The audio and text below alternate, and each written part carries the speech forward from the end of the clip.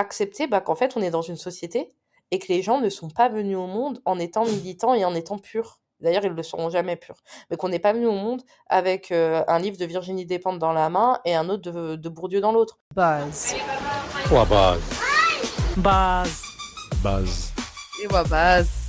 Bienvenue, welcome, marhaba bikoum dans Buzz Voices of Defiance, le podcast dédié aux personnes minorisées qui veulent révolutionner le monde. Moi, c'est Shama, j'accompagne chaque jour des entrepreneurs minorisés à porter leur voix, dépasser leurs peurs et attirer des personnes qui ont les mêmes valeurs, et ce pour réellement impacter le monde. Buzz est l'un de mes mots préférés en Darija marocaine. C'est une onomatopée d'étonnement. Étonnement face à l'audace de ces personnes qui ont défié les obstacles d'une société oppressive et qui se sont dit « je m'en fous, j'y vais quand même ». Mais aussi étonnement de cette même société oppressive face à toutes ces personnes qui y résistent. Ces personnes, je veux leur donner la parole, mais je veux aussi vous encourager, vous, à oser le faire. Car c'est seulement collectivement que nous pourrons peser dans le game et enfin arriver à le changer. Je suis super heureuse de donner le micro à Jasmine Twito aujourd'hui. Jasmine est experte en storytelling et personal branding, mais c'est surtout la toute première personne sur les réseaux que j'ai vue et j'ai dit « Wow, comment elle fait pour être autant elle-même, comment elle fait pour ne pas avoir peur du jugement ?» Franchement, j'ai bugué. Jasmine, en fait, on aime ou on n'aime pas, mais ce qui est sûr, c'est qu'on reste pas indifférent. Et je pense que la discussion d'aujourd'hui vous fera le même effet. En même temps, on n'est pas là pour faire un podcast lisse. Du coup, avec Jasmine, on a parlé de plein de choses. On a parlé de l'injustice comme moteur d'engagement, de la tension entre rébellion et conformité, de son expérience dans les milieux militants, de l'impact du militantisme sur la santé mentale, de comment protéger la santé mentale des militants et des militantes, l'importance du care, du soin, les contradictions humaines quand on est une personne engagée, comment utiliser son business comme outil de résistance, mais aussi d'espoir, de pardon et d'humanité. Enjoy! Salut Jasmine, trop contente de te recevoir sur Buzz Voices of Defiance. Comment ça va? Ça va et toi? Bah écoute, ça va bien. Je suis vraiment hyper contente que tu sois là. Et écoute, on va pas faire tarder les gens plus que ça. J'ai envie vraiment de te poser la première question et de savoir, quel a été le premier acte de rébellion dont tu te souviens? Est-ce que tu sais aussi par quel sentiment ou quelle émotion ou quel déclic il a été guidé? Quand tu m'as parlé de cette première question, tu sais, cette question d'accroche, ça m'a poussé à réfléchir. Je pense qu'il y a plein d'actes de rébellion, il y a plein de moments de rébellion que j'ai eu, mais je crois que l'un des premiers qui me marque comme ça, c'est quand j'étais gamine. Et quand j'étais gamine, pour la faire très, très brève, j'ai une de mes cousines qui a à peu près le même âge que moi, que je considère comme ma sœur, avec qui, j'ai vécu. Et il s'avère qu'en fait, c'est ma cousine par son père. Son père, c'est le frère de ma mère. Et un jour, et en fait, son père s'est remarié et elle a eu la vilaine belle-mère, mais c'est-à-dire la vraie vilaine belle-mère, qui nous a fait des dingueries, mais vraiment la belle-mère, horrible qui la détestait. Et je crois que j'étais vraiment très, très petite. C'est l'une des premières fois où je pense que j'ai dit stop. J'étais vraiment très, très, très petite et si tu veux, ma cousine n'osait même plus appeler son père au téléphone parce que sa belle-mère ne lui laissait pas lui parler. Et donc un jour, elle m'a demandé de l'appeler et donc je l'ai appelée et je suis tombée sur elle. Et je lui ai dit bonjour et j'étais petite, hein, je devais avoir franchement 10 ans grand max. Ouais, 10 ans grand max. Je lui ai dit bonjour, elle m'a dit bonjour, je lui ai dit: «Est-ce que je peux parler à Bip?» Ce à quoi elle a répondu: «Ouais, tu veux lui dire quoi?» Parce qu'elle savait que j'étais tout le temps avec ma cousine. Et je lui ai dit: «Bah, ça te regarde pas, je veux lui parler». Et elle m'a dit: «Oui, c'est mon mari». Je lui ai dit: «Ça tombe bien, c'est mon oncle». Et j'étais vraiment petite et en fait, je sais pas pourquoi, je sais pas quel enfin si, je sais, c'était l'injustice qui est un gros problème, enfin, qui me bouffe vraiment de l'intérieur et j'ai trouvé ça, en fait, trop méchant et je suis partie en cacahuète et je l'ai traité, de salope. Au téléphone, ouais, je l'ai traité de salope et je lui ai dit que j'allais lui tirer les cheveux. Je m'en rappellerai toute ma vie et et j'ai raccroché et en fait, l'histoire un peu drôle, c'est que, cette, tante a appelé ma mère le soir et ma mère a pris mes patins. En lui disant: «Bah oui, c'est vrai, Jasmine n'aurait pas dû parler comme ça, mais c'est quand même bizarre. Pourquoi tu voulais savoir ce qu'elle avait à dire à son oncle? Et puis, bah, tant qu'on en parle, tu pas très gentil avec ma nièce», et cetera, et cetera. Donc je me suis pas du tout fait disputer. Résultat, ça m'a encore plus renforcée, sur, ces questions-là. Bon, j'aurais peut-être pas dû traiter de salope, mais en vrai, sur le coup, je le pensais et elle le méritait. Voilà. Bah, tu vois, ça m'étonne pas du tout. Cette histoire m'étonne tellement pas. Genre, on se connaît pas personnellement, mais je te suis sur les réseaux depuis pas mal de temps quand même. Et ça m'étonne tellement pas qu'à 10 ans, tu pu faire ça. Et je sais pas, j'ai l'impression, ouais, c'est toi et ce truc guidé par l'injustice, c'est tellement cohérent avec la personne que tu es, que tu présentes sur les réseaux. Mais est-ce que tu sais, quand on utilise le mot rébellion, en général, on se rebelle contre quelque chose et on n'a pas été comme ça dès le début. Du coup, est-ce que tu considères qu'avant ce moment-là, ou ces moments-là, s'il y en a eu d'autres à la même époque, est-ce que tu considères que tu étais plutôt quelqu'un qui s'est conformé, et en quoi, si c'est le cas, et aussi à quels autres moments de ta vie est-ce que tu sens que tu t'es conformé, que ce soit au niveau perso ou au niveau pro? Tu vois, c'est intéressant parce que tu as dit avant ce moment-là, est-ce qu'il y a des moments où tu t'es conformé? Et c'est intéressant parce que ça donnait l'impression de mettre en opposition la rébellion et la conformité. Et c'est vrai, c'est une opposition. Mais ça m'a pas empêché dans ma vie de, sur une seule et même journée, passer de la rébellion à des moments où je me suis conformée, tu vois. Avant ce moment-là de ma vie, vu que je suis très petite, je crois que non, parce qu'à ce moment-là de ma vie, je me conforme déjà pas. Mais pas parce que c'est une rébellion, parce qu'en fait, j'ai vraiment le cerveau qui est pas câblé comme les autres, faut le savoir. J'ai un TDAH, j'ai un sorte de HPI-HPE. Donc en fait, il y a plein de choses où moi je comprends pas la bienséance ou comment il faut faire. Et donc effectivement, il y a eu des moments où je me suis conformée et d'autres moments où, bah, je me suis rebellée. Mais ça a toujours été assez, enfin, ça a jamais été très distinct. Ce que je veux dire, c'est qu'il y a peut-être encore aujourd'hui des moments où je me conforme.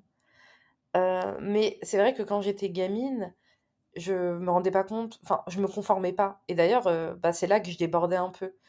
Hem, Moi, je sais que dans ma famille, par exemple, les petites filles, elles doivent tout le temps, fermer les cuisses. Et moi, bah, j'ai tout le temps les jambes enfin, j'avais tout le temps les jambes écartées quand j'étais gamine. Je comprenais pas, ce truc de mes tantes qui me disaient: «Mais ferme un peu tes jambes». Parce qu'en fait, j'ai pas trop la notion de ce qui se fait, ce qui se fait pas, c'est c'est des notions qui me paraissent un peu bizarres. Je sais pas faire autrement que comme je suis. Donc quand j'étais gamine, je me conformais pas, mais parce que aussi je pense que ma mère me laissait la liberté d'être, qui je voulais être. Mais j'étais pas dans la rébellion, en fait, j'étais juste moi.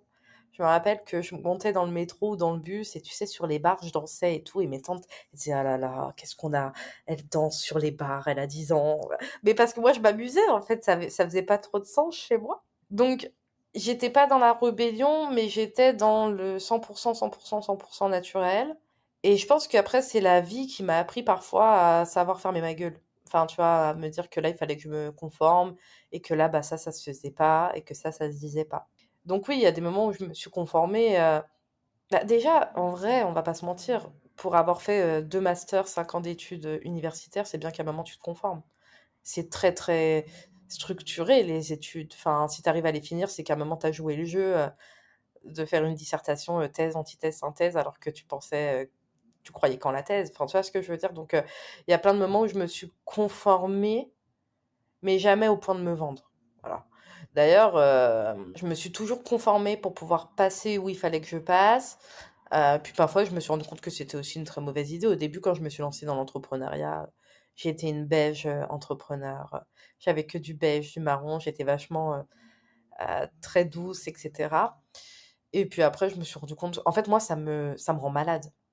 Ça respecte pas mes besoins, donc en fait, au bout d'un moment, c'est comme dans les relations autour de moi, ça déborde et ça déborde mal, en fait. Je peux pas me faire passer, pour ce que je suis pas. Là, il y a pas longtemps, j'étais en conférence à Casa et j'étais avec des personnes, voilà, qui d'un certain standing. Vous me voyez pas, mais j'ai mis des guillemets et voilà, des personnes plus âgées que moi, qui travaillent dans des milieux, bancaire, de la pharma, etc. Et donc, bah, ça m'a demandé de me tenir d'une certaine manière. Et c'est OK, je sais le faire. Mais je suis rentrée, j'ai dormi de 18h à 7h du matin.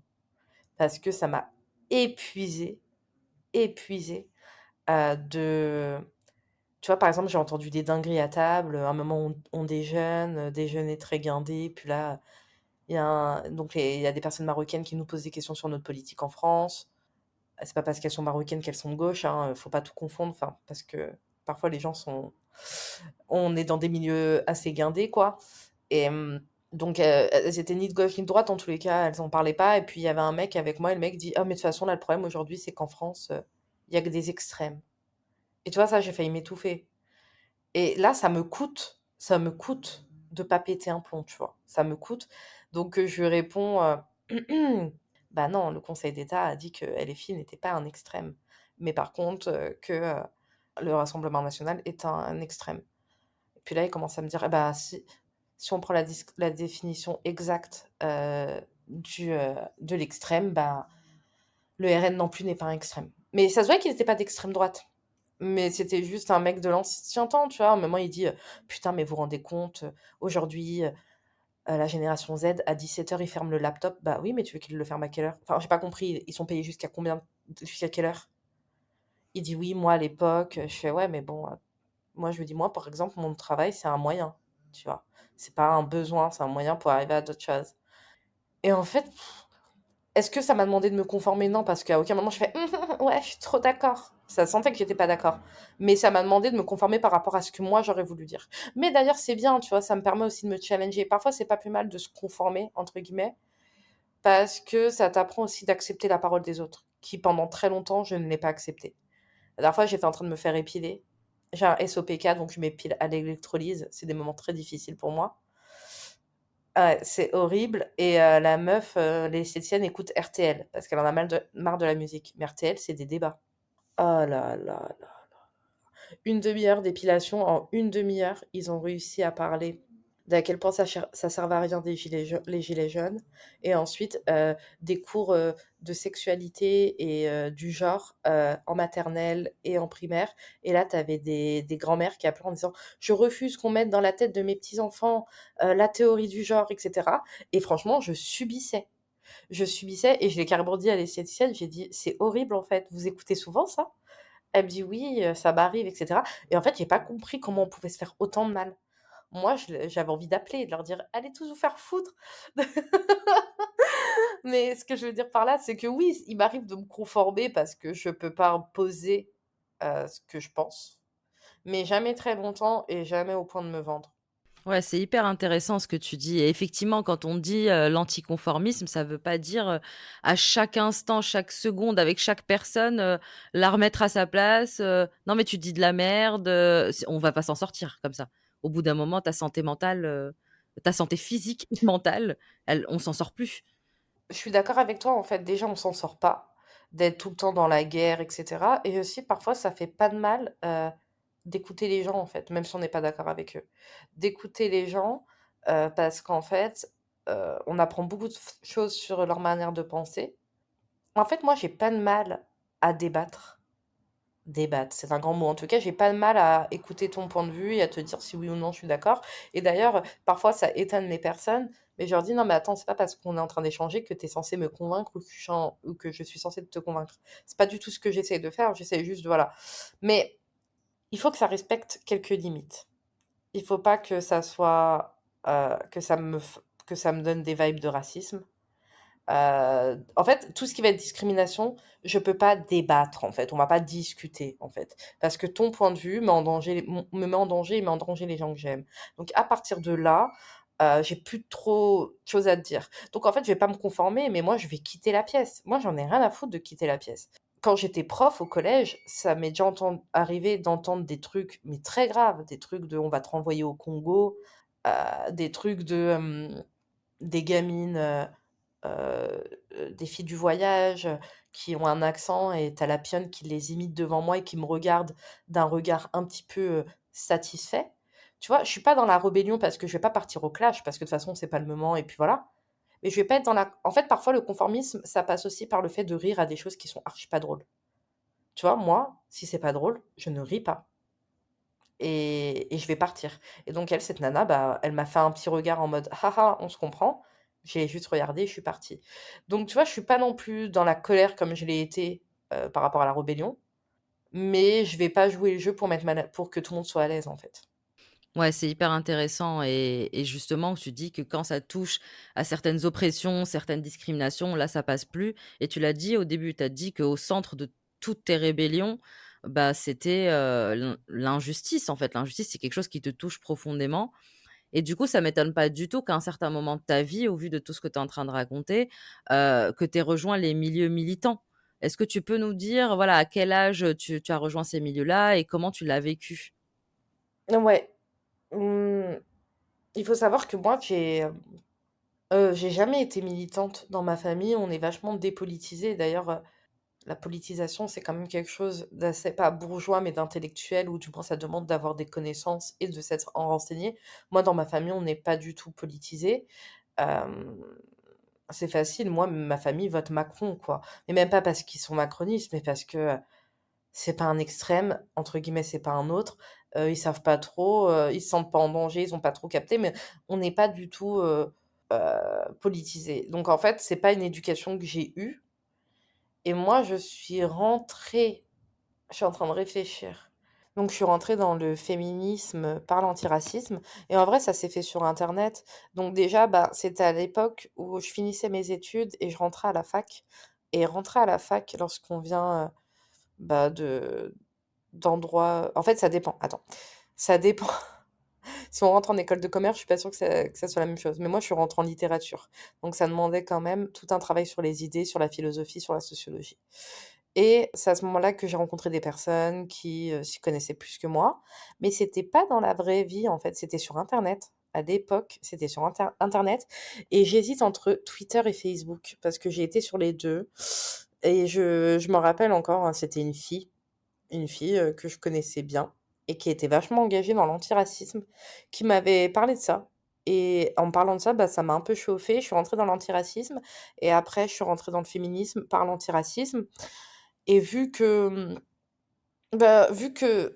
ses propos m'intéressaient et cetera, et bien, j'ai commencé à lire pas mal de bouquins. De fil en aiguille, bah, sur Twitter, j'ai rencontré des personnes qui étaient aussi en colère que moi.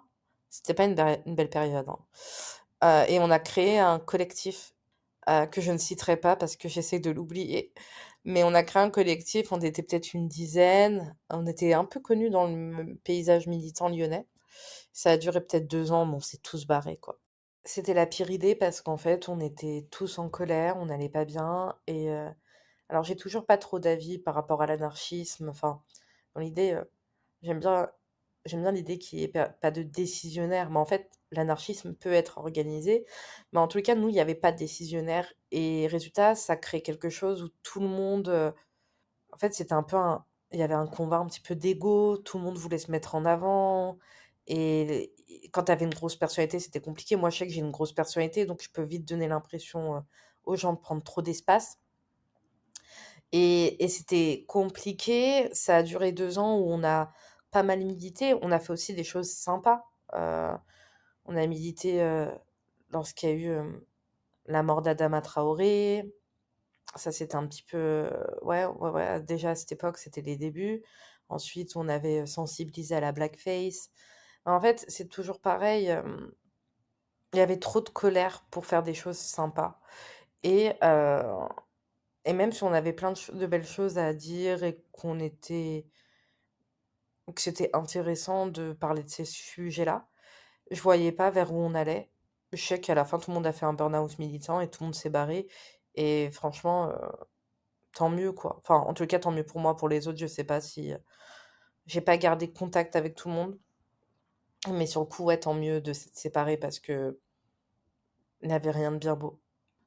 Ouais, donc tu as dit tout le monde a fait un burn-out militant. Et aussi, je me souviens quand on avait discuté de ça, tu avais dit que tu avais parlé de pureté militante. Pour les personnes qui savent pas ce que c'est que le burn-out militant et la pureté militante, est-ce que tu pourrais revenir un peu dessus et expliquer en quoi c'était, notamment pour la pureté militante, en quoi c'était problématique en fait dans ces milieux-là? La pureté militante, je sais pas si elle a été théorisée telle quelle, mais moi, je la ressens comme quelque chose qui est un peu déshumanisé. C'est qu'en fait, il y a de la théorie dans les livres sur, ce qu'on doit être et en fait, ça prend en considération ce qu'on doit être sans prendre le système dans lequel on est, en considération et ce qu'il faudrait être dans l'idéal, mais résultat, c'est très peu humanisé. C'est-à-dire tout ce qui va être du doute, des comportements qui sont parfois, des questions, enfin même, en fait, tout ce qui va ne pas tenir de la perfection, comme ça a été théorisé dans certains bouquins, sur comment on doit être, en société et ben, il y a même pas de réflexion possible, il y a pas de justice même réparatrice, c'est-à-dire, bah, ça c'est pas OK, mais comment on peut faire pour améliorer ça? Ça va directement être sur une justice punitive et ce qui est très drôle, c'est que les militants, avec lesquels j'évoluais, c'était des militants qui se disaient anticarcérales.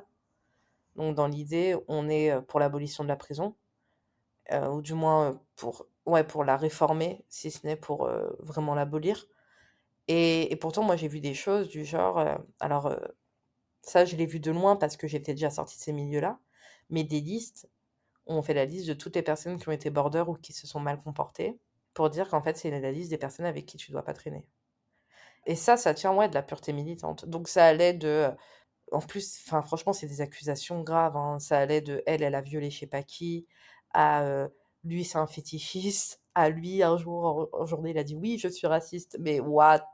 Tout le monde est raciste. Désolée, mais bon, moi, ça me fait beaucoup rire.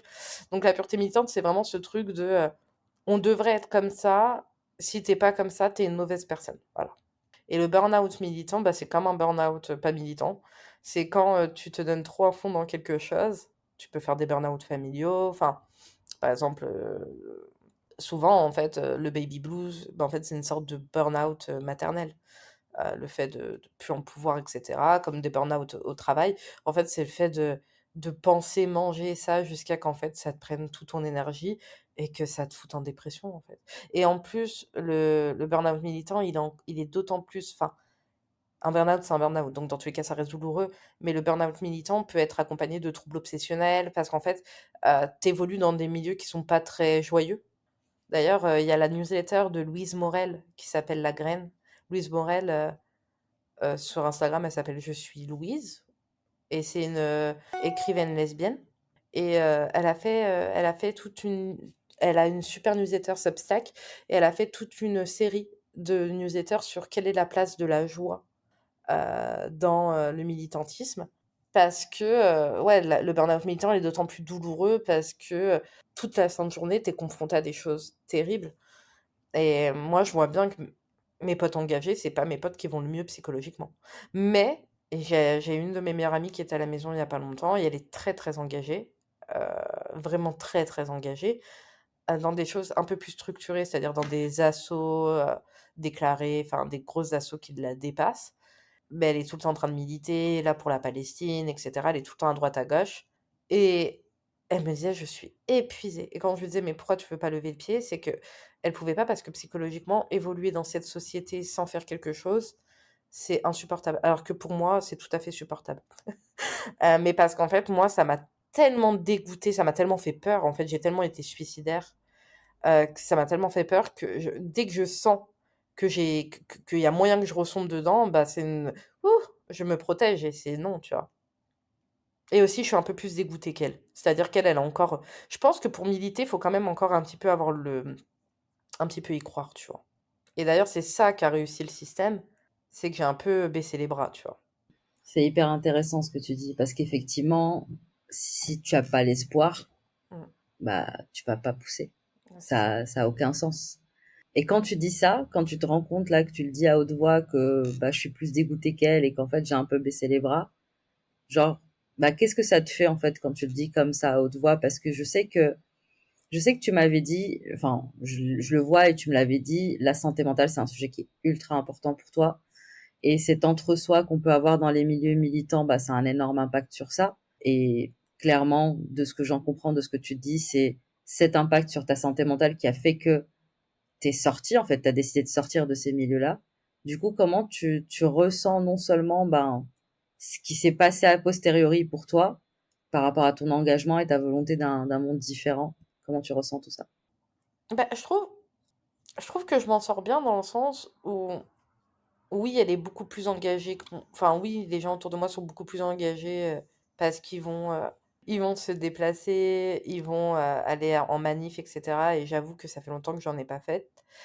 Mais j'ai quand même pas l'impression d'avoir vendu mon âme ou vendu mes principes. C'est-à-dire que autour de... Déjà, la meilleure manière de militer, entre guillemets, même si pour moi je milite plus, en tout cas, la meilleure manière de propager les idées que j'ai apprises, c'est d'essayer d'être une bonne personne dans mes relations. J'ai appris des choses que j'essaie de réappliquer, que ça soit en amitié, en amour. Donc déjà, ça, c'est ma manière aussi de pas oublier d'où je viens. Après, il y a aussi, bah, toute ma manière de parler, de ce que je pense autour de moi. Donc, que ça soit dans ma famille. Moi, dans ma famille, je suis considérée comme la féministe, l'antiraciste, la personne, qui prend de la place, et cetera. Ça, c'est aussi une manière pour moi de militer. En fait, on va dire que j'ai un peu arrêté d'aspirer à changer le monde, plus que ce que je peux faire à mon petit niveau. Ça veut pas dire que je le suis moins. C'est-à-dire si demain on discute et qu'on parle du conflit israélo-palestinien. Et aussi, j'ai appris parfois à fermer ma gueule quand je sais pas. Alors attention. Ça veut pas dire que je sais pas et que oh, Israël-Palestine, je m'en mêle pas parce que je sais pas. Ça veut juste dire je connais mes principes sur ce qui se passe en Israël et en Palestine. Mais par contre, si j'ai vraiment envie d'avoir un discours éloquent et intéressant, je vais aller dans une librairie, je vais m'acheter 2 ou 3 bouquins et je reviendrai avec plus de connaissances. Je pense que ça aussi, c'est des choses où avant, j'étais très en colère, je voulais pas discuter des idées, c'était comme ça et pas autrement. Aujourd'hui, je vais être beaucoup plus dans les idées, dans savoir de quoi je parle. Parce qu'en fait, effectivement, dire c'est pas bien ce qui se passe en Palestine, oui, ok, c'est pas bien ce qui se passe en Palestine, mais c'est pas convaincant. Et le but dans le militantisme, qu'on le veuille ou non, c'est de convaincre. C'est pour ça que tout à l'heure, je t'ai dit, parfois, je discute avec des gens, je cherche pas à les convaincre, mais parce que je ne milite plus. Si j'étais dans ma position de militante, le but, c'est d'être assez pédagogue pour que les gens soient d'accord avec toi. Si tu dis juste, c'est un génocide, ce qui se passe, c'est pas bien, vilain, vilain. Oui, c'est pas bien, vilain, vilain, mais il faut prouver que ça s'est passé comme ça, que voilà pourquoi ça se passe comme ça, que qu'est-ce qu'on cherche à faire derrière, ça veut dire quoi un génocide, pourquoi aujourd'hui c'est les femmes et les enfants qui sont touchés, pourquoi aujourd'hui il y a une annexation pardon, de la Palestine par Israël, etc. Donc en fait, je vais être beaucoup moins présente. Avant, je le faisais aussi beaucoup par ego, on va pas se mentir. Il y avait un truc un petit peu d'exister. C'est ça aussi, je sais pas si tu connais Sia Masbag, qui est une militante que j'aime beaucoup. Et elle parlait, enfin, la dernière fois, on lui posait des questions sur l'ego, et elle disait que ouais, mais en fait, c'est un problème parce qu'en fait, là, c'est les limites, par exemple, de la race humaine. C'est-à-dire que moi, avec mon caractère, j'ai un peu d'ego. Mais je milite plus, mais comment je fais? Je milite plus parce que je crois plus à un changement qui me dépasse, mais autour de moi, je reste quand même je reste quand même droite dans mes bottes. Et c'est vrai que pendant très longtemps, j'ai plus du tout lu de livres féministes. Ça m'intéressait plus parce que j'étais dégoûtée. Il y a même un moment, franchement, si j'avais pu être de droite, peut-être que je l'aurais été parce que vraiment, moi je trouve que c'est douloureux d'être de gauche. En vrai, j'ai l'impression d'être plus heureux quand on est de droite. Mais enfin, ça dépend quelle gauche. Si t'es de la gauche socialiste PS, ça a l'air d'être cool. Si t'es de la gauche à la gauche à la gauche de la gauche, c'est franchement pas réconfortant. Mais il y a pas longtemps, j'ai lu un livre de Dorothy Allison qui est Deux ou trois choses dont je suis sûre. Et c'est une grande penseuse et théoricienne lesbienne que j'aime beaucoup. Et ce livre, bah, il arrive peut-être, c'est mon premier livre essai féministe depuis peut-être 2 3 ans. Il y a vraiment un moment où j'ai arrêté, ouais. Et pourquoi je te dis tout ça? Je sais pas, moi, tu sais, je parle beaucoup. Mais en gros, tu me demandais comment je vivais le fait d'avoir un peu lâché le militantisme. Et en fait, je le vis bien parce que je transmets quand même mes idées à mon petit niveau, sans faire de la performance. Parce que je vis avec plein de contradictions. Il y a des choses, voilà, ça, moi, ça me rend fou, la performance sur Internet, le white feminism. Mais voilà, j'ai mes valeurs, je les transmets déjà en les appliquant à moi-même, voilà, en essayant d'appliquer les théories que j'ai lues, c'est déjà une très bonne chose, et en essayant de les transmettre aux gens que j'aime. Et ensuite, si je peux en parler sur mes canaux, tant mieux. Tu vois, par exemple, quand il y a eu la dissolution de l'Assemblée nationale, direct sur TikTok, j'ai fait des vidéos. Enfin, tu vois, là, c'était viscéral, j'en avais besoin. Je dis pas que grâce à moi, il y a des gens qui ont voté à gauche, mais je dis que je l'ai quand même fait. Donc en fait, ça dépend de l'urgence du truc et ça dépend de mon mood aussi. Je vais beaucoup plus me faire passer en premier. En fait, je vais m'écouter avant de faire. Je vois très bien ce que tu veux dire. Tu sais, moi, j'ai créé ce podcast notamment pour une raison hyper spécifique, c'est que je parle et je vois beaucoup, beaucoup de personnes qui sont donc entrepreneurs, entrepreneuses, qui sont politisées dans leur vie perso, qui parlent de tous ces sujets-là avec les gens avec qui elles se sentent safe, mais qui se voient pas du tout le clamer haut et fort sur leur réseau pro, notamment, parce qu'elles se sentent pas légitimes, parce qu'elles se sentent pas assez expertes, ce mot infernal, parce qu'elles se comparent constamment, notamment au milieu militant. Ça leur paraît, en fait, le militantisme leur paraît inaccessible. Mais c'est un putain de privilège, en fait, que de consacrer sa vie au militantisme. Tout le monde n'a pas le temps, l'argent, ne peut pas se le permettre H24. Donc, ce podcast, c'était vraiment pour faire le pont. C'est vraiment une main tendue, en fait, pour faire le lien entre les militants et les militantes tels qu'on les définit, tels qu'on les perçoit dans l'inconscient collectif, les personnes qui sont tous les jours dans les manifs, un pont entre ces personnes-là et toutes les personnes dont on a besoin, qui sont en réalité beaucoup plus nombreuses, qui parlent de ça H24 dans leur vie perso, mais qui osent pas faire plus. On a besoin de les rameuter, toutes ces personnes-là. Et aujourd'hui, bah, toi, t'es un exemple hyper clair de ça. T'es certes plus dans les milieux militants comme tu l'as été, mais tu restes fortement engagé avec les exemples que tu as donnés. Rien que le fait de te présenter ouvertement comme une femme maghrébine, musulmane, lesbienne sur les réseaux, te présenter telle que tu es, déjà, c'est un acte politique en soi, qu'on soit bien clair. Euh, et du coup, selon toi, si tu devais parler à des gens, parce que tu as donné déjà deux, trois exemples, si tu devais vraiment parler à des personnes qui sont là, qui débarquent, qui te disent Jasmine, mais moi j'ai envie que mon entreprise elle serve à plus que ma petite personne. J'ai envie que ma communication via mon entreprise, l'expression que j'adore moi, c'est que mon entreprise soit un outil de résistance, tu vois. Bah tu leur dirais quoi, tu leur donnerais quoi comme conseil concreto concret? Hum, En fait, je vais essayer. Tu pourras couper ça, hein, si tu veux. Parce que non, bon, c'est pas qu'on va pas être d'accord, mais je vais essayer de nuancer et de challenger un peu la pensée. Mais tu pourras faire cut si tu veux. Tu vois, par exemple, moi, j'ai fréquenté des personnes qui étaient militantes et je crois pas que c'était un privilège. C'était un choix qui est très courageux, mais que moi, je n'ai pas fait et que plein de personnes ne peuvent pas faire. C'est des personnes parfois qui sont RSA. C'est des personnes qui préfèrent mendier plutôt que de rentrer dans le système capitaliste. C'est des personnes qui préfèrent vivre en squat plutôt que d'accepter le système comme il se passe. Euh, c'est des personnes qui n'ont pas les papiers parfois. C'est des personnes. Donc en fait, il y a les militants privilégiés. Les militants privilégiés, c'est ceux comme moi et comme plein d'autres qui ont pu avoir accès à la littérature et qui après ont fait le choix de se lancer dans d'autres choses, qui ont pu avoir accès à faire des études, etc., et qui après ont pu faire le choix de se lancer dans autre chose. Et il y a les militants qui, en fait, sont pas du tout privilégiés et même s'ils ont eu, même si la plupart du temps, ils ont pas le choix, mais même quand ils l'ont eu, ils ont pas fait des choix comme moi. En vrai, ces personnes, je dirais pas qu'elles sont plus militantes que moi, mais peut-être en fait si et qu'il faut juste l'accepter. Peut-être que ces personnes, elles ont des valeurs qui sont tellement intrinsèques à elles que vivre dans le système et accepter de vivre dans ce système, c'est insupportable. Donc, je voudrais quand même rendre à César ce qui est à César, tu vois?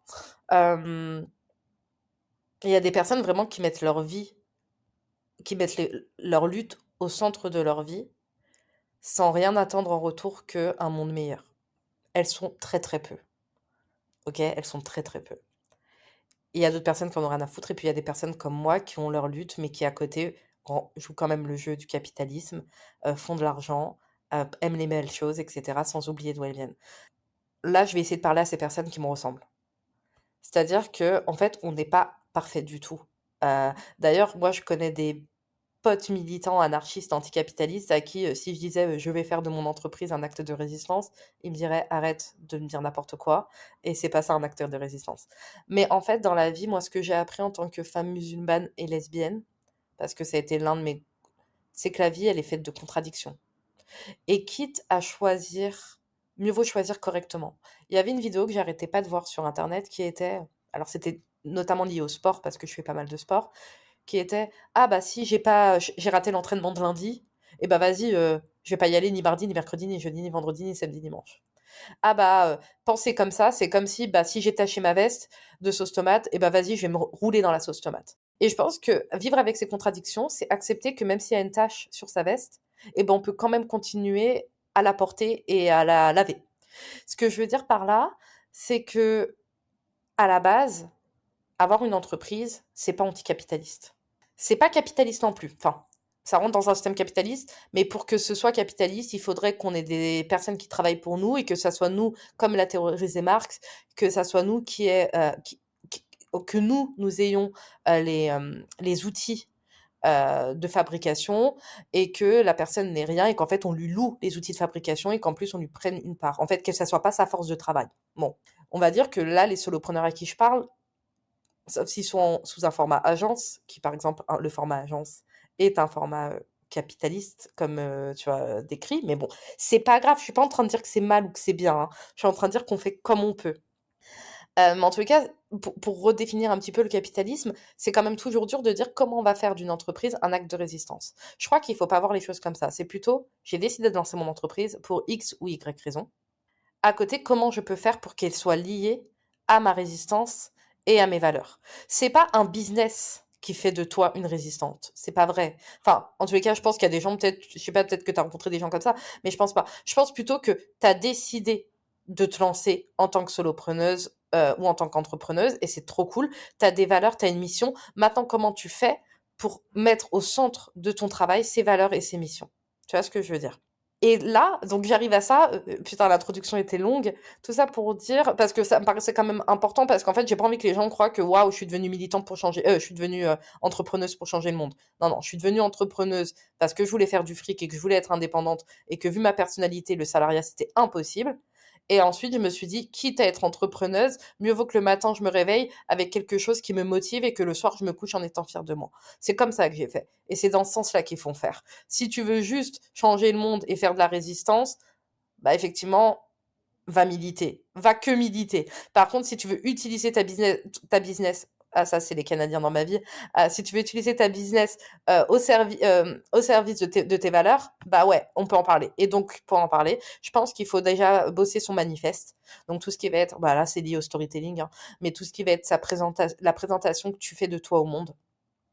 Il faut aussi bien choisir sa cible par rapport à tes valeurs, par rapport à ce que tu défends. Il n'y a pas de problème à, par exemple, ne vouloir s'adresser qu'à des femmes, voire qu'à des femmes racisées. Ça peut être choquant, mais en vrai, ça se fait. Marie da Silva, qui est une coach carrière, une femme noire, a basé toute sa carrière sur ça et ça marchait très bien. Elle accompagnait les femmes racisées à s'en sortir en milieu hostile, comprendre le milieu de l'entreprise. Donc, c'est vraiment bosser avec qui tu as envie de travailler, pourquoi tu as envie de travailler avec ces personnes-là, quel est le message, quelle est ta mission, quelle est ta vision. Et ensuite, c'est ne pas avoir peur de créer du contenu qui est en adéquation avec tes valeurs. Attention, ça aussi, c'est un propos de meuf privilégiée. Si tu viens de te lancer, c'est normal que tu pas envie de parler de tes valeurs, ou que tu pas envie de te mettre en colère en disant ACAB. Voilà. Ça, c'est un privilège de pouvoir dire ACAB. Bien sûr qu'au début, quand on n'a pas de ressources ou quoi que ce soit, faut essayer d'être stratégique. Et puis, sur ça, il y a Shama qui peut quand même vous aider, c'est-à-dire à faire de la résistance sans pour autant se mettre en danger parce que c'est le début du business ou parce qu'on n'a pas confiance, etc. Mais je pense que quand il y a de la justice, on peut tout dire. C'est-à-dire, ça me paraît pas déconnant d'appeler juste à un cessez-feu en Palestine. Ça me paraît pas déconnant de dire que c'est injuste qu'on ait voté pour un parti de gauche et que notre Premier ministre soit de droite. Tu vois, ça me paraît pas déconnant tout ça. Donc, bien sûr que moi, il y a des choses que je pense qui sont beaucoup plus extrêmes, que parfois je dis pas, ou parfois je me pose des questions sur est-ce que je dois le dire. Mais il y a quand même des choses qui tiennent juste de la justice, de la morale et du bien-être humain. Et dans ce cas-là, je vois pas ce qui peut vous empêcher de temps en temps en parler, sans pour autant faire de votre compte Instagram une affiche publicitaire militante, mais de temps en temps mettre une limite, dire ce qui vous tracasse ou pas. En fait, je trouve que c'est intéressant, et je vais finir sur ça. C'est qu'il y a un truc que moi, j'essaye beaucoup de déconstruire, et que, en fait, ça rejoint ce que j'essaie de déconstruire, ta question rejoint ça. C'est cette fameuse distinction vie pro, vie perso. Alors qu'en fait, qu'on soit croyant ou pas, moi j'allais dire Dieu, mais en fait, qu'on soit croyant ou pas, l'univers nous a mis sur Terre, on n'avait pas de vie pro, vie de perso, on avait une vie. Ensuite, le système est fait comme il est, donc on a la vie au travail et la vie dehors. Mais ce truc de vouloir se déchirer en deux là, pour être deux personnes au travail et une à la maison, ça me paraît totalement lunaire. Et pour le coup, c'est vraiment, mais vraiment, vraiment une production du capitalisme, pur et dur. C'est-à-dire que c'est vraiment comment avoir des humains désensibilisés, c'est-à-dire peu importe si à la maison ça va pas, si tu es en train de te faire larguer, si tu as brûlé ta baraque, si les petits, ça se passe pas bien, si tu as perdu ta meilleure amie ou quoi que ce soit, ils quand tu arrives au travail, tu dois tout moi je me rappelle, vu que je suis très anxieuse, c'était très dur à l'école aussi parfois et un jour, j'avais dit à ma prof que j'étais anxieuse parce que j'avais des problèmes à l'extérieur et elle m'a dit: «Quand tu traverses cette porte, tes problèmes restent à l'extérieur». Mais comment mes problèmes peuvent rester à l'extérieur? Yezebé, vu que je suis la même personne en fait. Non mais enfin, vraiment, j'aimerais comprendre comment tu veux que je me déchire en 2? Et c'est ça en fait, ce qui se passe quand les gens essayent d'être tout lisses au travail, etc., c'est qu'ils se font ils se créent des sortes de distorsions de l'identité pour pouvoir être le bon petit robot qui applique tout ce qu'il applique, vu qu'il est coupé de ses émotions. Mais les humains ne sont pas faits pour être coupés de leurs émotions. Pour être coupé de son émotion, faut être une IA. On n'est pas une IA. Donc en fait, tout ce débat de savoir comment mettre ses valeurs, etc., tes valeurs, c'est toi, c'est dans ton sang, c'est dans ton cerveau, c'est dans tes veines. Qu'est-ce que tu veux aller te faire passer pour ce que tu n'es pas? Laisser la moitié de ton identité dehors, c'est matériellement impossible. Et si tu arrives à le faire, au bout d'un moment, tu vas craquer parce qu'en fait, tes besoins et tes valeurs feront que tu seras désaligné et tu seras malheureuse comme une pierre. Donc, il y a des manières de le faire. Il y a des manières de le faire. Il y a des manières de dire les choses. De manière de dire les choses de manière très très chic et très très subtile. Mais ça t'empêchera pas de les dire en fait. Mais totalement, totalement. Cette dissociation dont tu parles, euh, ça a été complètement ce que j'ai vécu l'année dernière. C'était à un moment où il y a eu le 7 octobre et je disparais de mon compte pro. Je continue sur mon compte perso, à en parler, à en parler, à en parler. Et à un moment, je me dis, bon, faut peut-être que je travaille, hein. Si je travaille pas, il y a rien qui se passe dans ma vie. Et là, je me vois revenir sur mon compte pro et je me dis, genre là, je vais parler de business tranquille, comme si de rien n'était. C'était impossible. C'était impossible. Et moi, ça a été une période de dissociation qui a duré des années à partir de mon premier job en entreprise, qui est dû à, pour le coup, à un burn-out de news, d'études en sciences politiques, d'étudier les conflits pendant 6 ans sur la région en plus d'où je viens. Donc c'était très très compliqué. Et pour me protéger, je me suis dissociée pendant des années et des années. Mais je continuais, voilà, à avoir la chama dans le perso et la chama dans le pro et on parle pas des mêmes sujets, quoi. Mais à un moment, c'est plus possible parce qu'on le burn-out, on parle beaucoup du burn-out à cause de la charge de travail, mais le burn-out, en réalité, ce qui fait que tu pètes un câble, c'est vraiment parce que tu as un clash des valeurs comme Jaja qui fait qu'à un moment, c'est plus gérable. Et donc j'étais là, mais en fait, je vais pas attendre que ça arrive. J'ai déjà vécu ça, je vais pas le refaire. Et à ce moment-là, tout a changé. Il était temps de repolitiser ce que je faisais. Et bien sûr, chacun trouve sa façon de faire. Et tu fais très bien de repréciser les termes au début de ce que tu disais, non seulement par rapport aux privilèges quand on est militant. Alors, tu fais bien de repréciser parce que moi, je parle effectivement d'une catégorie de personnes très spécifiques. Et surtout, ça, j'ai pensé à des échanges que j'ai eus avec des personnes militantes qui m'avaient dit, je me souviens, il y avait une maman solo qui m'avait dit, en fait, moi, j'arrive plus, il faut que je sorte de ça parce que c'est plus gérable, en fait, ma vie de militante avec nourrir mes enfants, etc. Elle y arrivait plus. Et une autre discussion avec une autre personne qui m'avait dit, je me souviens plus exactement, mais c'était quelque chose comme ce que tu disais en fait, c'est que les personnes qui sont financièrement pas du tout à l'aise, qui sont pas du tout privilégiées et tout, c'est une minorité et que tout le reste, bah, c'est des personnes en fait qui peuvent tranquillement se le permettre quoi. Et ce qui rend aussi dans ces milieux-là, de ce que j'ai compris, parce que moi j'ai pas été dedans, dans ces milieux-là, ce qui rend aussi, j'avais l'impression qu'il y avait de la rancœur quelque part.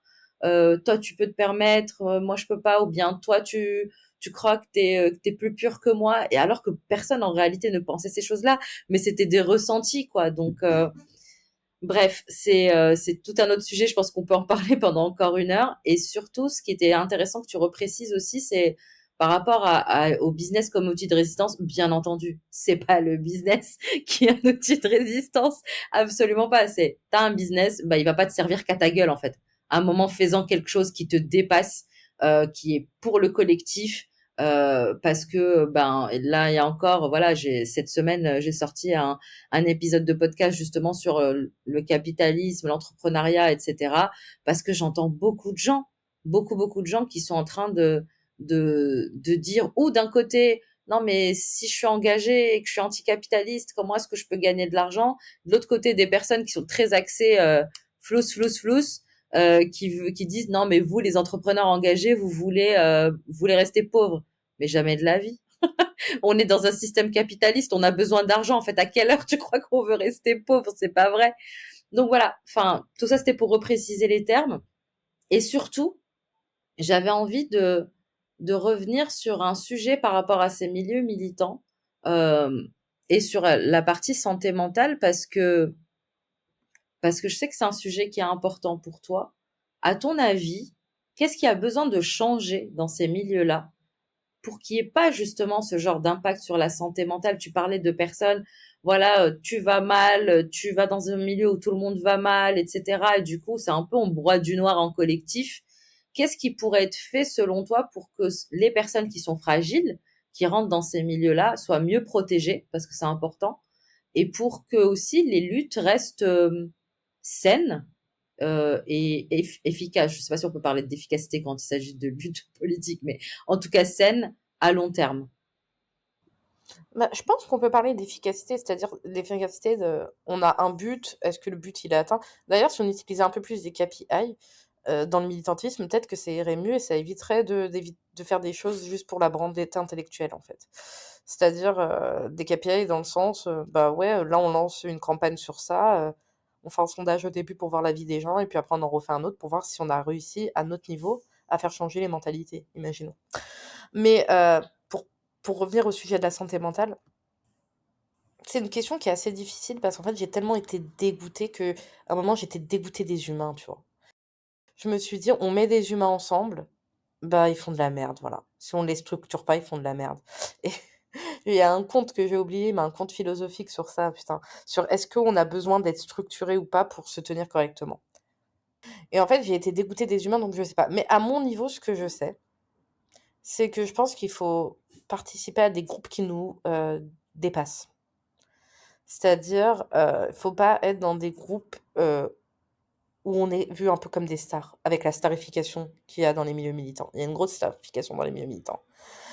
Faut accepter, bah, par exemple, de faire des choses, mais pour quelque chose qui nous dépasse, d'être dans des grosses associations et juste de faire partie de la «main-d'œuvre» entre guillemets. T'es pas en train de changer le monde, en fait. T'es juste en train d'aider à qu'on change le monde tous ensemble, mais toi, t'es personne. Et peu importe en fait qui t'es personne en fait. Et ça aide aussi à se décentraliser parce que souvent ce qui rend malade, c'est le fait d'être central dans le truc en fait. C'est-à-dire que tu as une grosse pression. Là, c'est juste accepter, mais donc ça demande aussi de faire un travail sur l'image que les gens ont de toi. Bah, qu'en fait, les gens ont pas d'image de toi parce que t'es personne. Juste, tu participes à quelque chose qui te dépasse. Que tu sois nommé ou pas nommé, dans l'idée, en fait, on s'en tape. Ça, c'est difficile pour les gens et même je pense que ça aurait été à l'époque peut-être après j'étais jeune aussi, donc tu as plus d'ego, hein. J'avais 20 ans, j'en ai 29. Donc il y a ça. Je pense aussi, mettre mais ça j'ai vu que tu le faisais, mettre en place des cercles de parole. Enlever la honte aussi. La honte, ça rend très, très malade. Genre, bah, ouais, moi j'ai déjà pensé des trucs racistes, moi là j'ai déjà, mal agi et cetera. Accepter, bah, qu'en fait, on est dans une société et que les gens ne sont pas venus au monde en étant militants et en étant purs. D'ailleurs, ils ne le seront jamais purs. Mais qu'on n'est pas venu au monde avec un livre de Virginie Despentes dans la main et un autre de Bourdieu dans l'autre. Donc, on a tous été classistes, racistes, homophobes, border, etc. Et je pense que si on enlève la honte en se disant, c'est pas moi, c'est pas ma personne, le problème, c'est le système, mais moi, je dois accepter. Bah, ça permet aussi de se care, en fait. Parce qu'il y a beaucoup de culpabilité qui arrive quand tu prends conscience de choses.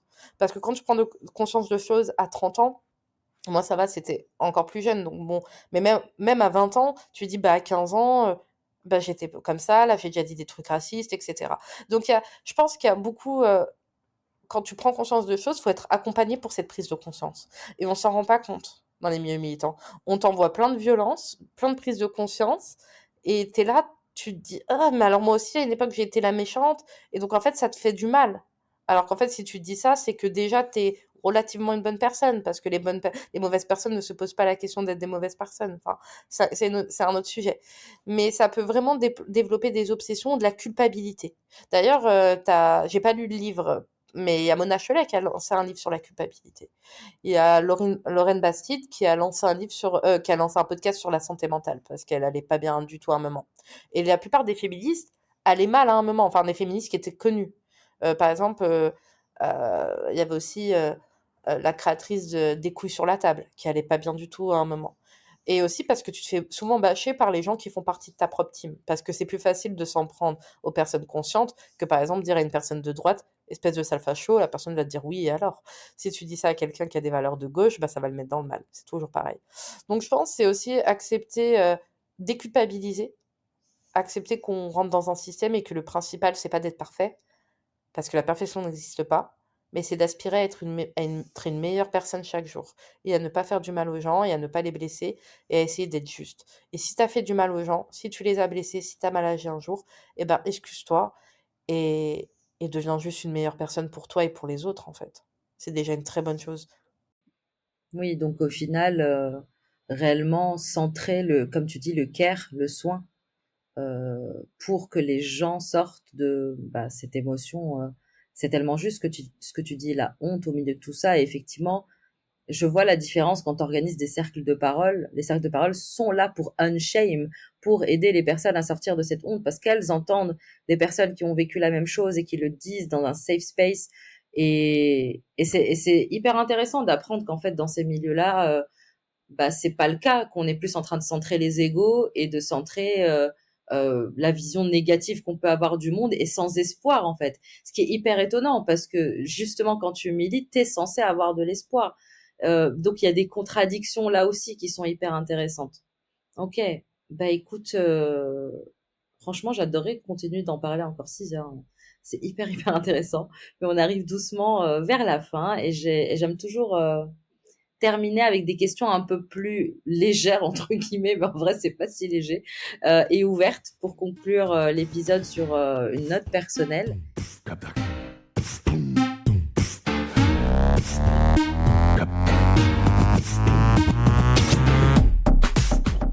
Et la première question que j'ai envie de te poser, Jasmine, c'est quoi ton rêve pour le monde dans lequel on vit? Vu qu'on veut centrer l'espoir aujourd'hui, c'est quoi ton rêve? Moins d'ego et plus de, attention, mot très galvaudé, plus de bienveillance, mais de care de l'autre. Plus d'amour, de pardon. Il y a des gens qui sont impardonnables. Moi, j'ai des personnes dans ma vie, elles sont impardonnables. Pas parce que ce qu'ils ont fait est impardonnable, même si ce qu'ils ont fait est en vrai impardonnable, mais vu que j'essaye de travailler sur le fait que c'est pas parce que tu as fait ça que tu es ça. C'est un truc à déconstruire, mais qui est très difficile. Surtout d'ailleurs dans les milieux militants, mais bon, c'est pas parce que tu as fait ça que tu es ça. C'est même plus l'acte qui est impardonnable, c'est des personnes qui sont impardonnables parce qu'elles sont dans la récurrence. C'est-à-dire elles le savent, elles s'en veulent pas, et elles continuent. Et elles le refont à d'autres personnes, et après tu l'apprends. Ça, pour moi, j'ai plus d'espoir pour ces personnes. Je sais pas quoi faire. De toute façon, ça sert à rien. Je les ai mis de côté. Par contre, pour les personnes qui veulent être des meilleures personnes, pour les personnes qui veulent, pour une société plus juste, parce qu'en fait, c'est une minorité, ces personnes, hein. C'est comme toutes les meufs qui disent mon ex c'est un pervers narcissique. Au bout d'un moment, moi je suis désolée, les filles, je vous adore. Mais les pervers narcissiques, ça représente moins de 3% de la population. Alors, sauf si vous vous êtes tapé tout le même mec, au bout d'un moment, ton ex, c'était pas un pervers narcissique, c'était juste un connard. Mais ça, t'inquiète pas, c'est normal. Ce que je veux dire par là, c'est que euh, les connards, vraiment les connards finis, les personnes mauvaises et qui reproduisent ce qu'elles ont fait une fois, deux fois, trois fois, quatre fois, même sans jamais se remettre en question et sans jamais s'excuser sincèrement, je les mets de côté, j'en parle même pas. Moi, je parle des personnes qui veulent care, qui veulent se sentir mieux. Et ben, j'aspire juste à plus de bienveillance, plus d'écoute, plus de pardon, plus d'honnêteté et de solutions. Voilà. Là où on tape sur les doigts, bah plutôt, qu'est-ce qu'on peut faire ensemble pour que que ça aille mieux et que ça se passe mieux. Ça, c'est vraiment mon rêve pour un monde plus juste. Génial. Et c'est quoi les ressources qui t'aident justement, toi, à te faire du bien et à te rapprocher de ce rêve chaque jour un petit peu plus? J'ai de la chance, je suis entourée de très bonnes copines, de très, très bonnes copines. J'ai de la chance aussi parce que dans mon travail, je suis entourée de personnes qui pensent comme moi. Donc en fait, c'est des personnes, ultra profondes. Donc moi, ce qui me fait du bien, c'est Tartine, mon chien, qui me rapproche de tu vois, à cause de Tartine, je vais au parc à chiens ou grâce à Tartine et résultat, je rencontre plein de gens qui sont pas du tout, comme moi et qui pensent pas comme moi, mais ça me fait du bien, ça me sort un petit peu. C'est mes meilleures amies. J'en ai pas beaucoup, mais j'ai peut-être 5, 6 copines, qui sont très, très proches de moi et qui me font un bien de fou, qui connaissent tout de moi. C'est important, d'avoir des gens à qui tu peux tout dire sans honte, à qui tu peux dire ce que tu as vécu, voilà, qui sont pas non plus dans la colère, en fait, et qui t'apprennent aussi à care. Parce qu'en fait, j'ai regardé Desperate Housewives, il y a pas longtemps et il y a putain, comment il s'appelle? Il y a Andrew qui dit à sa mère: «Je te déteste» et sa mère lui répond: «Le contraire de l'amour, c'est pas la haine. Le contraire de l'amour, c'est, l'ignorance. Si tu m'aimes, ça veut dire que je compte encore un peu pour toi» et donc en fait, c'est des personnes aussi qui m'apprennent à être plus en colère contre les personnes qui ont pu me faire de la peine parce que j'ai même plus envie de ressentir le contraire de l'amour, j'ai envie de rien ressentir. Ce qui est fait est fait. Donc et n'est plus à refaire. Enfin, du moins, j'espère.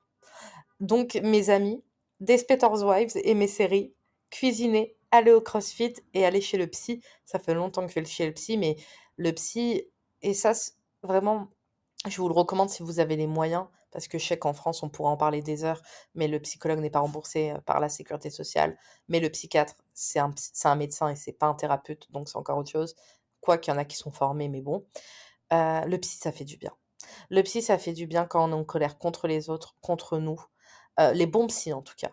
Parce que la colère, elle peut être sympa, entre guillemets, elle peut être un bon moteur, mais elle est épuisante, la colère.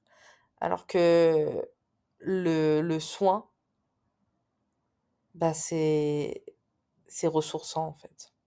Donc voilà, plein de choses, toute ma vie, en fait. Et en fait, j'ai fait en sorte que ma vie me fasse du bien. Ça, c'est top. Ça, c'est bien. Et tu fais bien de le dire que au sujet de la colère, parce que moi, la colère, c'est quelque chose qui fait partie de moi, tu vois. Mais il fut un temps où elle prenait le pas sur beaucoup de choses. Et le but, c'est pas de l'effacer parce que ça n'existe pas, c'est une émotion et elle peut être effectivement très porteuse et moi, elle me porte tous les jours, mais elle me porte justement parce que j'ai intégré le care. Voilà, sans le care, tu peux pas faire autrement. Et du coup, Exact. ça m'amène à, ah, pardon, vas-y. Bah, en fait, je vois plutôt la colère comme un petit moteur comme ça grrr, grrr, derrière et après il y a tout le reste, tu vois? C'est vraiment en background.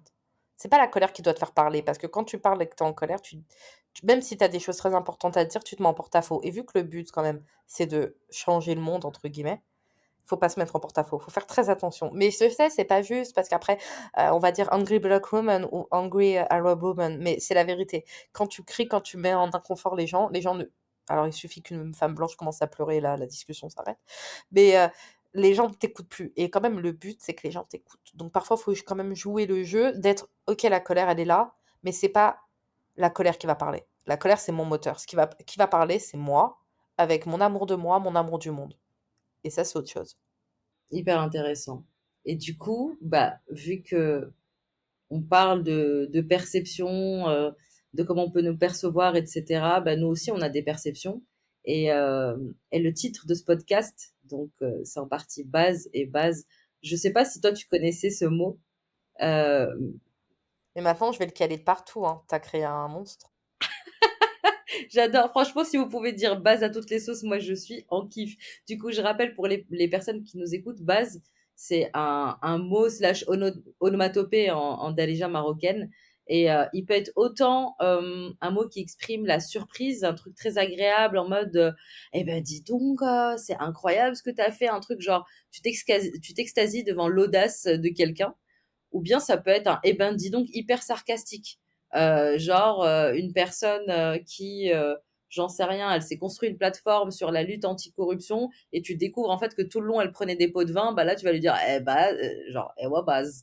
C'est un peu ça. Du coup toi, En fait, ça se dit comment? On dit enfin, dans une phrase, par exemple, je vais faire base. Ça veut dire c'est comme ça que je dois le dire ou Bah, pas? ça peut être genre base, ça peut être, tu peux rajouter un ewa avant, genre ewa base, tu vois. Mais c'est un peu Et ça. ouais, base. J'aime bien l'idée. Ça, c'est plus sarcastique et ou à base? Euh, Ou ça peut être non, positif? franchement, c'est les deux. C'est les deux. Ça dépend vraiment de quoi tu es en train de parler. Et par exemple, moi, OK. si je vois, j'en sais rien, je vois quelqu'un qui est en train de lutter, qui lâche jamais rien, bah, tu vois, comme on a parlé avec Asma dans l'interview, elle disait son base positive premier, bah, c'est pour les Palestiniens qui lâchent rien depuis 75 ans, tu vois. Bah, c'est un mode base. Ou bien, genre, base. Mais ça se voit dans ton visage, en fait, si c'est un négatif ou un positif. En fait, c'est comme si, je disais, en fait, oui, mais je vois exactement, c'est comme si je disais bravo pour de vrai à quelqu'un en disant bravo et quelqu'un fait ouais, bravo. Ouais, c'est un peu ce style-là. Donc il y a un côté très blasé dans celui qui est négatif, tu vois. Et du coup, toi, tu as envie d'envoyer un positif à qui ou à quoi et un négatif à sarcastique blasé à qui et à quoi. Aïe, aïe, aïe. Faut savoir que Chaba m'avait prévenu qu'elle allait poser cette question, mais je me suis dit que j'avais pas la réponse et que je l'aurais après, mais je l'ai toujours pas. Heu, donc le base positif, j'aimerais l'envoyer aux personnes qui font du mieux qu'elles peuvent, tous les jours. C'est vrai, en vrai, moi, c'est vraiment ça, hein, que j'essaie de faire ressortir de notre échange. C'est que j'aspire pas à la perfection, mais j'aspire à des personnes qui veulent être des meilleures personnes. Et ça, pour moi, ça demande un courage de malade. Et vraiment une notion du bien et du mal et de la justice et de la justesse très, très forte. Donc, c'est à ces personnes-là, tu vois, ces personnes qui font du mieux qu'elles peuvent, mais dans des trucs tout bêtes, hein, dans l'éducation des enfants, avec leur santé mentale, dans leur travail, euh, dans leur engagement, mais en fait, des personnes qui, le soir, veulent apporter quelque chose de positif aux autres. Et le négatif. Le négatif, je suis dégoûtée parfois. Donc en vrai, le négatif, dégueulasse ce système. Bah là, le négatif à Macron. Parce que j'ai vu tout à l'heure, mais parfois, je vous jure, je fais comme si j'avais pas vu des choses parce qu'il y a de quoi devenir fou. Là, Netanyahou, il a une plainte au cul, là. Je sais pas si t'as vu. Et donc, il a un arrêt de je sais pas trop quoi. J'avoue que j'ai regardé de loin, mais j'ai vu. Et Macron a pris la parole tout à l'heure pour dire que ben, il pourra trouver que chez nous, en gros, on le livrera pas, quoi. Que ici, en France, il sera en sécurité. Et bravo, quoi. Bravo, bravo, super. Déjà qu'il nous avait fait la même chose avec son. Un jour, il y a des keufs qui vont venir me soulever à 6 heures, je vais pas rigoler. Mais déjà qu'il nous avait fait la même chose avec. Comment il s'appelle, là, l'autre, là, qui avait violé une gamine de 13 ans à la droguant. Et il nous fait encore des films en plus. Polanski. Polanski, il faut savoir qu'il y a des pays, enfin, tous les pays du monde, il n'est pas le bienvenu. Il n'y a que 5 pays. Donc, son pays d'origine, la Pologne, la Suisse, parce qu'ils prennent jamais de position, la France, et après, je me rappelle plus, je crois, il y a 3 ou 5 pays qui l'acceptent. Et ben voilà, apparemment, il a décidé de rester sur la même lignée, d'accepter de nous ramener toutes les merdes du monde, pour qu'en plus, on les mette en sécurité. Donc voilà, vraiment bravo, on est super contents. On s'attendait à rien, mais on a quand même trouvé le moyen d'être déçu. Merci beaucoup Macron. Si on commence à sortir tous les bases sur Macron, je pense on s'en sort pas. Et du coup, bah écoute, pour conclure, est-ce que tu as des actus que tu aimerais partager avec nous? Oui, alors des actus pro? Des actus comme tu veux. Ce que tu as envie qu'on sache en ce moment. Bah là, je suis en train de retravailler pour relancer la BBO. Donc, pour bosser votre storytelling, votre personal branding et ou votre copywriting sans vendre votre âme au diable, pour mettre en place une stratégie de communication qui fidélise et qui convertit, qui donne envie de travailler avec vous et pas avec quelqu'un d'autre. Heu, Par rapport à votre personal branding, votre identité et cetera, bah, ça revient en février. Voilà, je suis en train de travailler sur ça. J'ai fait des nouvelles photos et je suis super sexy dessus. Et voilà. Merci Jasmine. Bah écoutez, si vous voulez travailler votre storytelling, oh là, je sais plus Waouh! parler. Si, si vous voulez travailler votre storytelling et votre personal branding, la BBO c'est pour vous. De toute façon, la ref, on le sait tous, c'est Jasmine et c'est personne d'autre. Donc, courez voir. Merci Jasmine. Franchement, c'est malgré tous les problèmes techniques qu'on a eu au début, on y est arrivé. Je suis heureuse. Merci d'avoir tenu le coup. C'était un super moment passé avec toi et j'ai hâte qu'on en refasse d'autres. Merci beaucoup, Chama, pour l'invitation. J'ai kiffé. Bisous à tous. Me too. Bisous. Merci d'avoir écouté cet épisode de Baz Voices of Defiance. Si t'as kiffé, active la cloche pour être prévenu de la publication des prochains épisodes et laisse 5 étoiles pour aider à visibiliser ce podcast qui est là pour visibiliser des personnes que le monde a besoin d'entendre. Allez, on se retrouve mardi dans 2 semaines pour un nouvel épisode pour t'aider à transformer ton entreprise, ton projet, ton art en outil de résistance, histoire aussi que le système te regarde et se dise « Baz ».